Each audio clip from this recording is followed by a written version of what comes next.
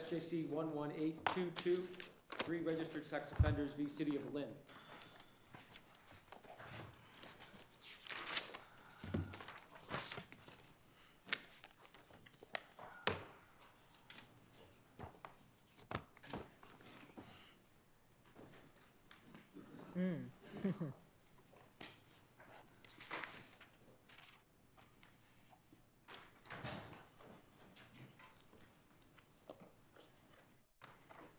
Mr. Kieran, good morning.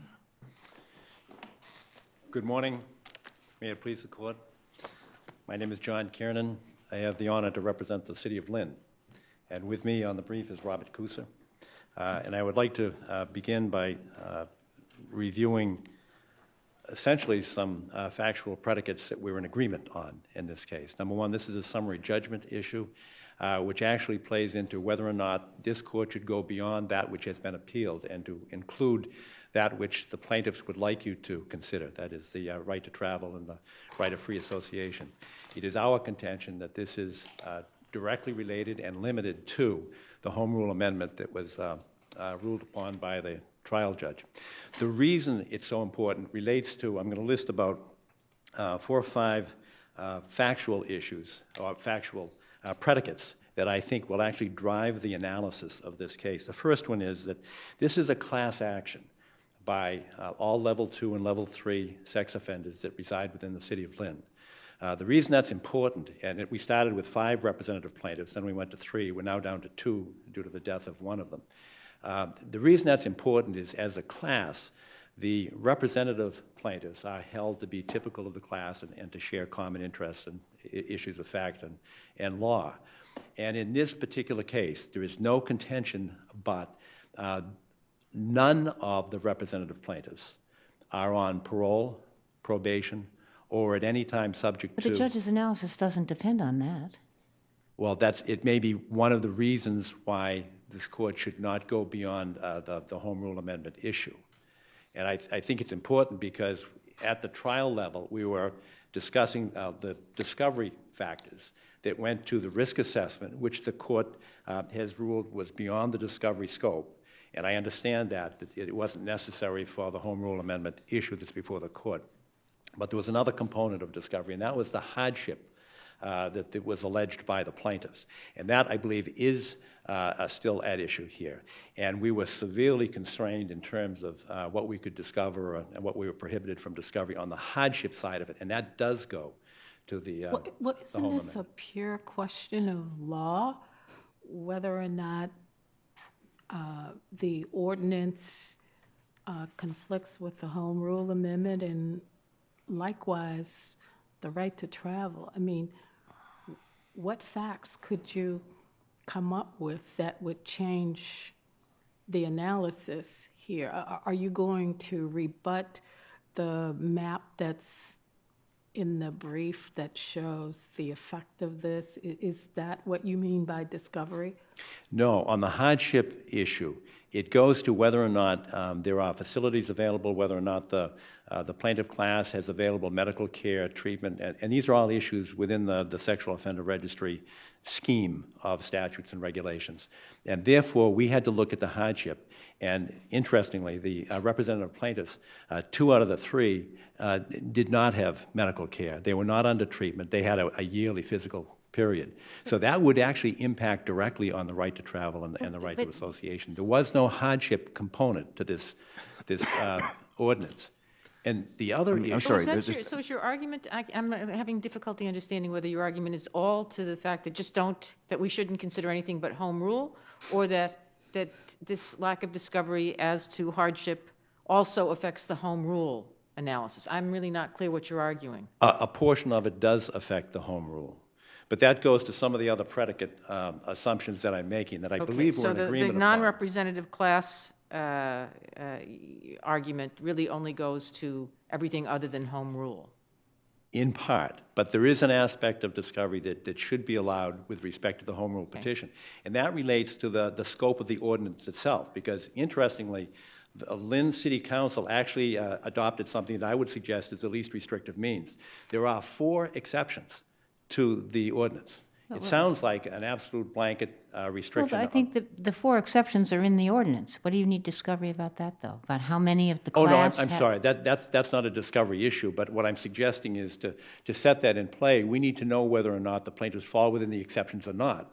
Because if they're suggesting that this is an exemption from that which the state has occupied, that is the field exemption, I think it is important to get into the issue of whether or not the representative plaintiffs fall within that category. Why does that matter? Whether doesn't that go to the certification of the class rather than to whether or not?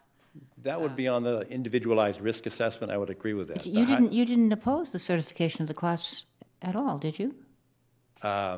It was not opposed. Right.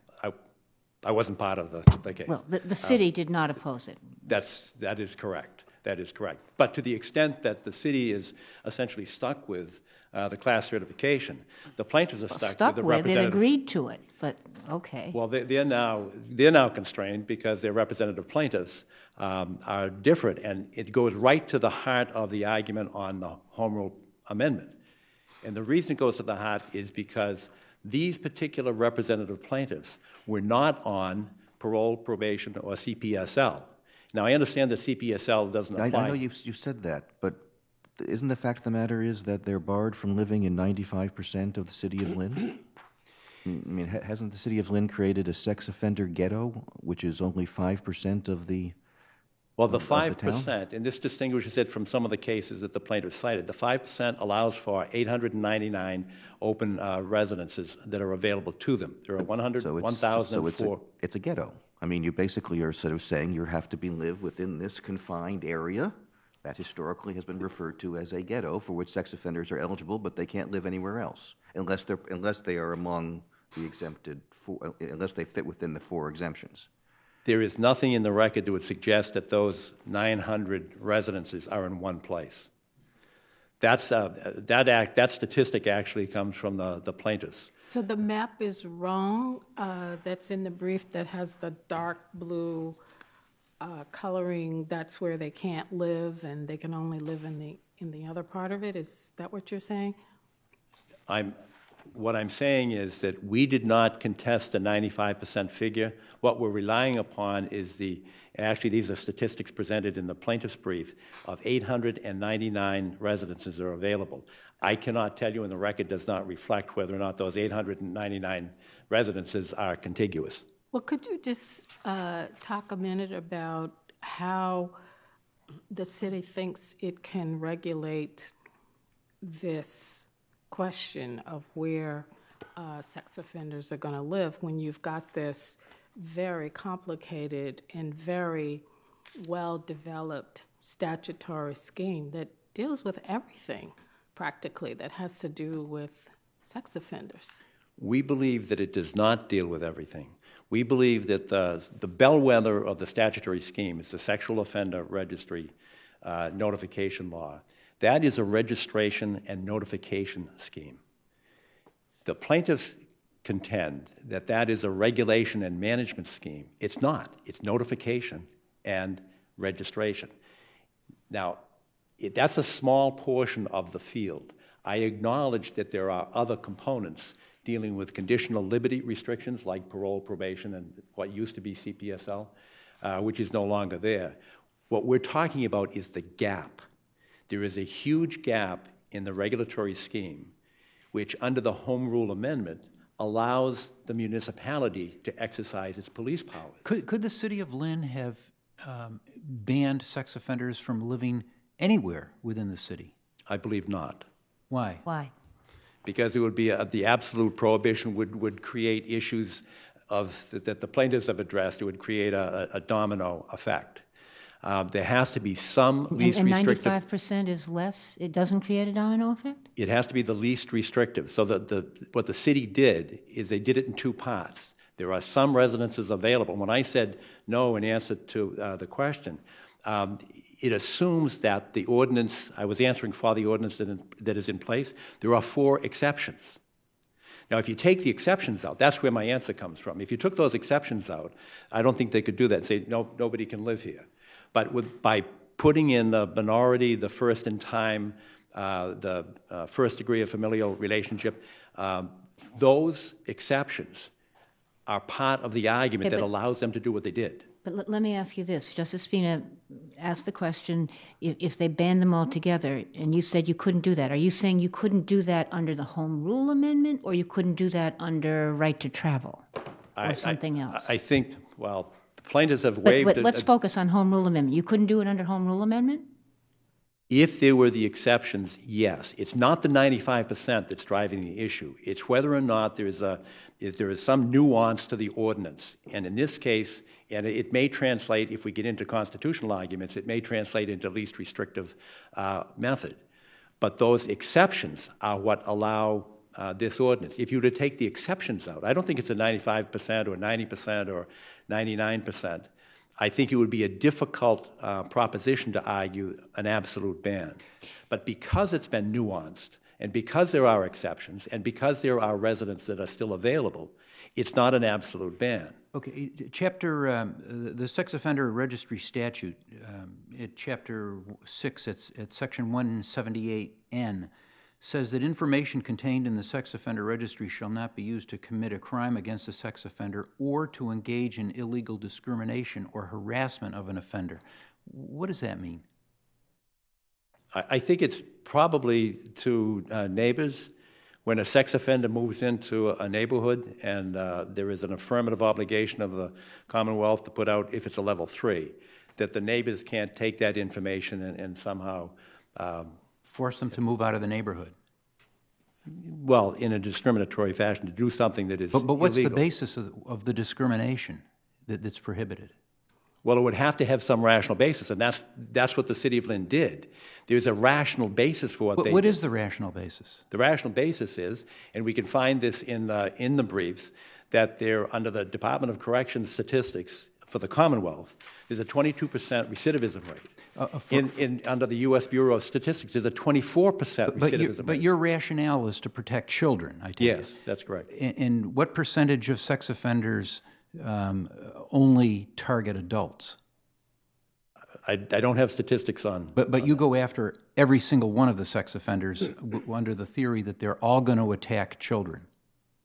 Well, that was one of the issues that we were trying to discover in discovery, and we're prohibited from doing that, because I asked the questions. But your ordinance, right now, on its face, excludes everybody. Level 2 and level 3, that's correct. Okay. It does not distinguish between adult victim and children victim. That's true. Does the City of Lynn consider sex offenders to be mentally disabled or mentally ill?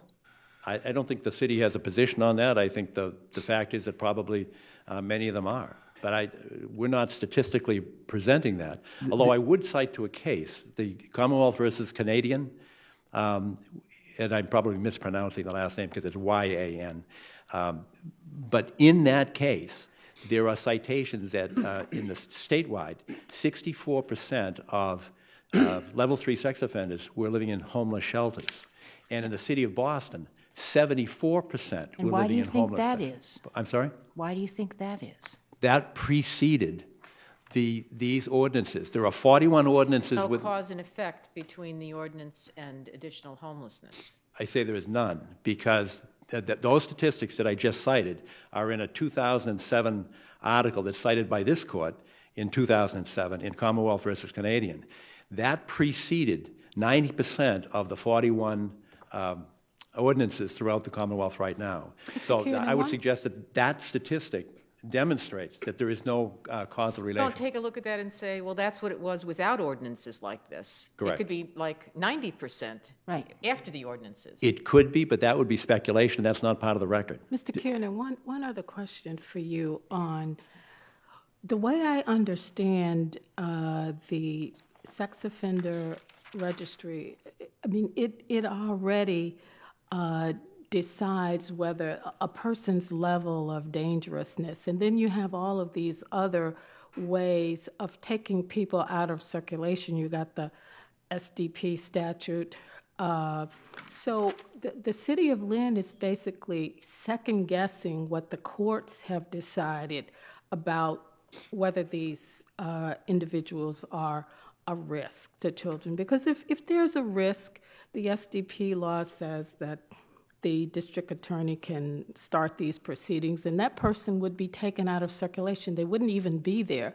So presumably, what you have in the sex offender population, there's already been some kind of individualized determination that it's okay for them to be abroad with the general public. But the city is saying, well, that's not good enough for us.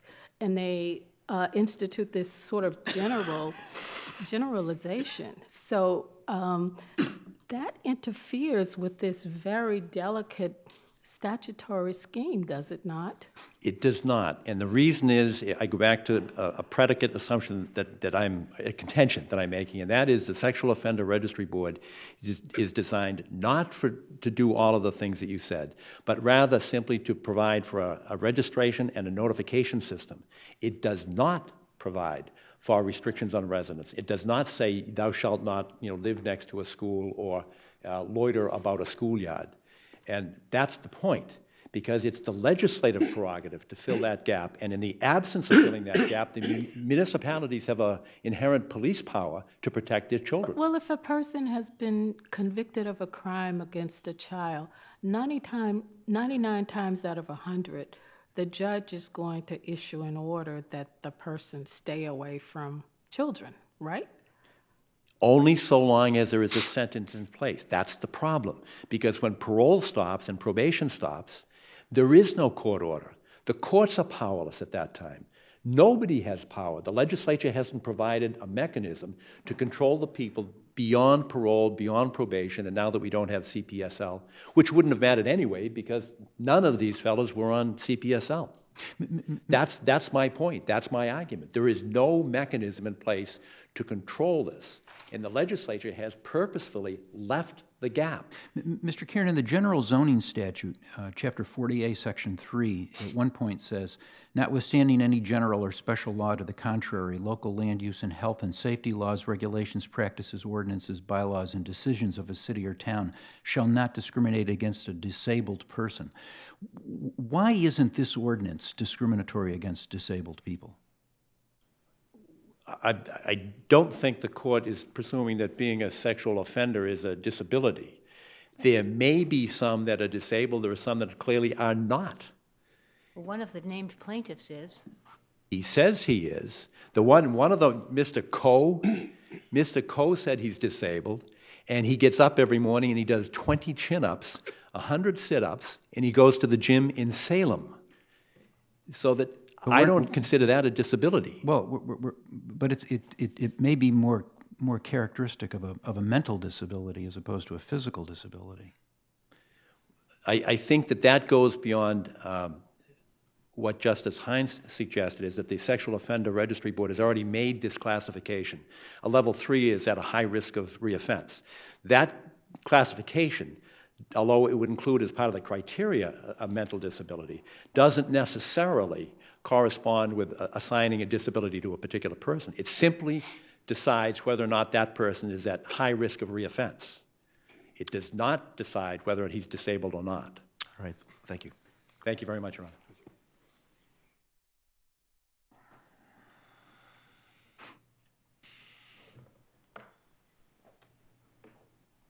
Good morning. May it please the court. My name is John Reinstein, and I represent the plaintiffs and the plaintiff class, which I think it's helpful to recall consists of all registered level 2 and level 3 sex offenders who are now or who may in the future be prohibited from living in any of the prohibited areas of the city of Lynn. Reinstein, if the ordinance had been less restrictive, 250 feet versus 1,000 feet, and let's say it left 60 or 70% of the area of Lynn open, still a problem? Yes, it is. So it's not the sort of the depth of the restrictions, it's the fact that there are any restrictions at all. In terms of the overall policy and the effect of these kind of restrictions both in Lynn and across the Commonwealth, yes, it does make a difference as to the extent that it impacts the body of available housing for sex offenders, which this court has noted is already extremely limited. But in terms of assessing whether the legislature left to local government the authority to regulate where sex offenders may live, no, it should not. And to the extent that it is an ordinance which says to individuals, you may not live here, you have to get out of your house, you have to get out of town, it wouldn't affect that as well. It impacts the right in the same manner. I suppose that at some outer level, it affects it in the sense that insofar as, and I think Judge Feely talked about this, but insofar as the impact of this undermines the purpose of the registration law. That is, it sends people underground because they can't find a place to live, and so they're not going to register. It affects, if you reduce the size of the restriction, it may affect that, but that's not the main point. That's your ultimately point. a factual determination, Your Honor. That is something. It could have that effect. As I say, it's on the margins. Be It's on the diminished. margins. Yeah. If there were more places available.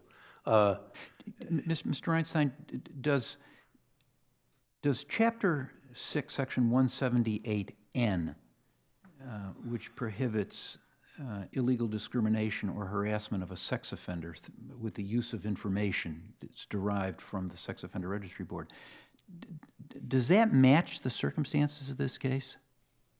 I think it should. This court has never really addressed, and I'm not aware that any court has really addressed the substance of that statute because of the difficulty of determining what is illegal discrimination as opposed to simply discrimination which is inherent in our entire process of classifying sex offenders and imposing restrictions on them. Sex offenders are obviously not a category which are included in any of our other anti-discrimination laws. It should be a statute which has meaning, but the context in which it would be applied has never been clear, and no one has ever been able to enforce it so far as I know. Could you address the question about why this is not gap filling, permissible gap filling by municipalities as opposed to a sharp conflict and the preemption notions? Certainly. It's not an area where the legislature certainly anticipated that there would be local legislation. Sex offender registrations, sex offender regulation and management has until quite recently been an issue which has been solely the province of state law. But I think that your brother is basically arguing that there are many instances where these other aspects, such as probation, parole, GPS, are no longer in place. And so there is no management at all other than registration and notification. And that as a result of that gap left in the scheme, it's appropriate for municipalities to address the management that the legislation does not. Well, I think there are two answers to that. The first one is that the process of going through probation, parole, the process of consideration who needs to be further confined under 123A, those are decisions which are essentially made in accordance with state law. We decide that a person no longer requires the supervision of the state.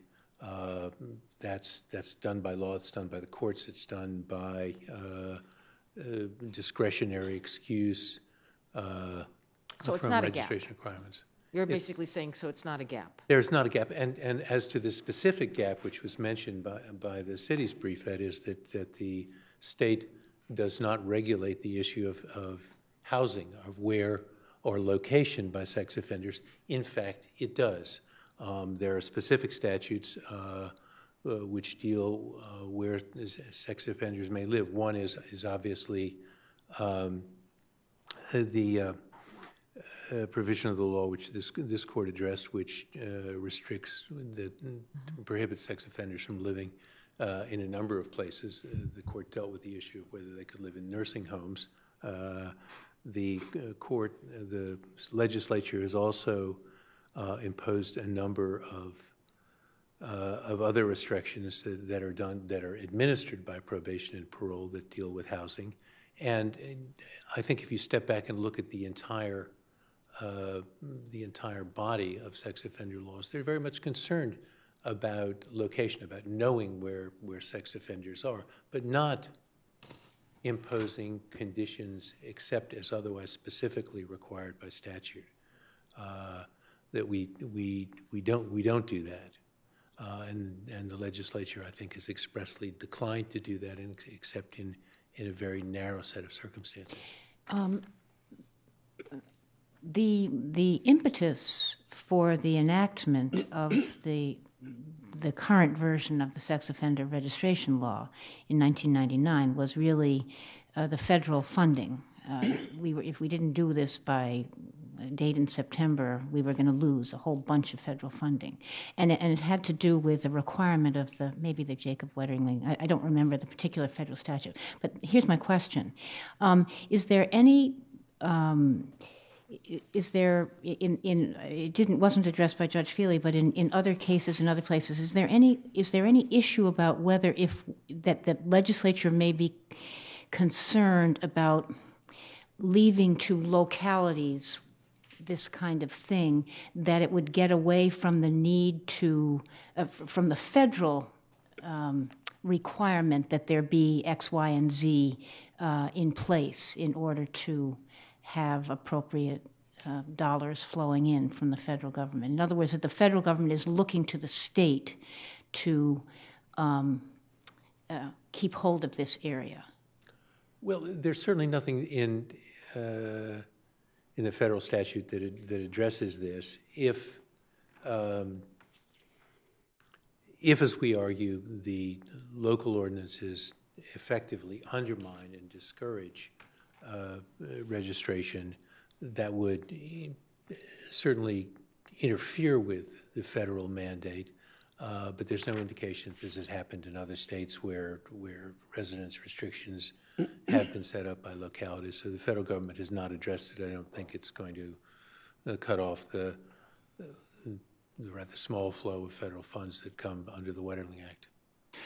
Does the ability of the state to regulate the conduct of sex offenders, even those who have completed their probation, suspended sentences or whatever, those who have gotten beyond the reach of courts, but just sex offenders, the ability to regulate the conduct of sex offenders, at least implicitly acknowledge the existence of some mental illness or defect? I would not concede that the status of being a sex offender as a category reflects mental disability. I appreciate that would be helpful under the statute, but I don't think it's the case. That's limited to SDP kinds of situations. I mean, this is it's an individual determination. And Mr. Reinstein, why should we reach, since since Judge Feely didn't, the right to travel issue? I think there's sort of 3 points to be made about that. The first is that the court clearly can, that the record below adequately supports it. The record, there's no dispute as to the facts which underlie. But the city of Lynn has really not had a chance to argue it in any, and also says that there are some discovery matters that relate to that. Well, those are two separate questions. First, they have had a chance to argue. It was argued in the district court. It has been argued in their brief. But the judge was very clear he wasn't deciding it, so. Yes, no. The Judge Feely was very clear. He specifically said, I'm not going to reach that because the home rule question resolves the case, and he said that it's not necessary. But the record below, we suggest, is fully adequate to allow this court to make a decision on that case, and it certainly would be appropriate if there's any dispute about the home rule claim. But we believe that the court should consider it as well. The court can, because the record is adequate. There is no dispute about the basic facts that the ordinance restricts where people can live. The ordinance requires a number of people, including each of the named plaintiffs in this case,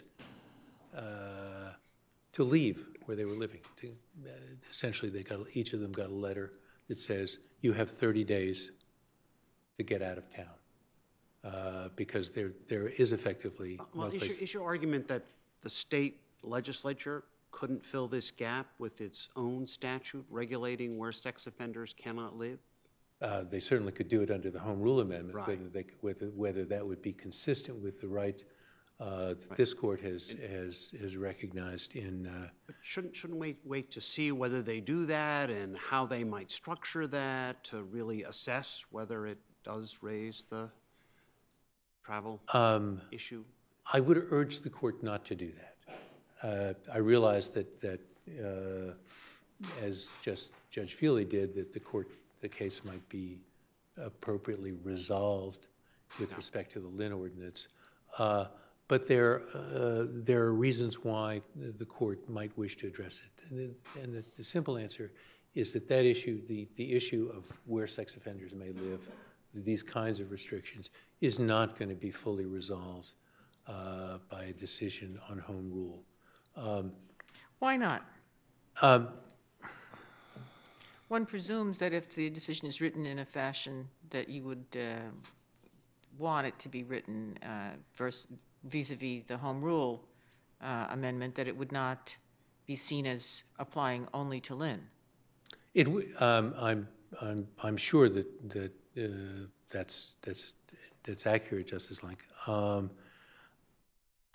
I think the sort of common sense political calculus is that we have not seen the last of this, no matter what. There are 40-plus communities that have already adopted these. That's translated into legislative votes in a contest where, as the city of Lynn puts it, the safety of children is at stake and is weighed against the rights of sex offenders.